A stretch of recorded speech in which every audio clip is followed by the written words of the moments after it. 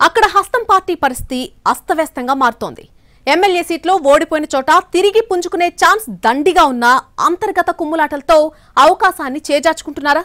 కుర్చీలు విసిరేసుకుని ధర్నాలు చేసుకుని పార్టీ పరువును నడి రోడ్డున పడేసేదాకా ఎందుకు వెళ్ళింది వ్యవహారం? ఏ సెగ్మెంట్లో ఉందా పరిస్థితి?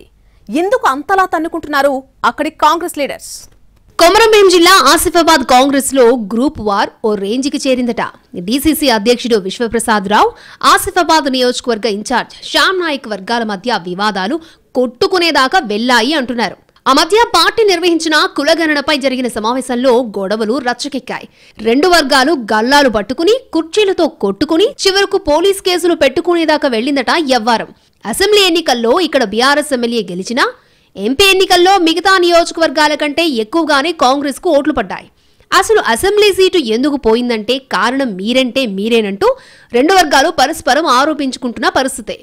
అంతేకాదు ఆసిఫాబాద్ లో బీఆర్ఎస్ తో, సిర్పూర్లో బీజేపీతో కుమ్మక్కైన కొందరు నాయకులు పార్టీ ఓటమికి కారణమయ్యారంటూ ఓ నేత సంచలన ఆరోపణలు చేయడంతో పార్టీ పెద్దలు కూడా ఆలోచనలో పడ్డట్టుగా చెప్పుకుంటున్నారు.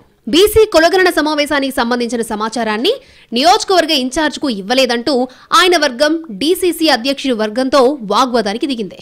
జిల్లా అధ్యక్షుడు ఏకపక్ష నిర్ణయాలతో తమకు సమాచారం ఇవ్వలేదని శ్యామ్ నాయక్ వర్గం ఫైర్ అయిందట. ఈ క్రమంలోనే రెండు వర్గాల మధ్య గొడవ మొదలై వీధిని పడి కొట్టుకునేదాకా వెళ్లినట్టుగా తెలిసిందే.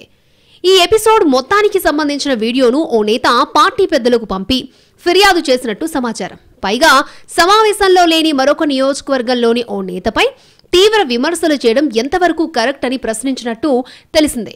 అలాంటి పరిస్థితుల్లో కూడా పార్టీ జిల్లా అధ్యక్షుడు అడ్డు చెప్పకపోవడం, మీటింగ్లో లేని నాయకుల్ని తిడుతూ ఉంటే కిమ్మనకపోవడం ఏంటంటూ అధిష్టానానికి ఫిర్యాదు చేసినట్టు తెలుస్తోంది.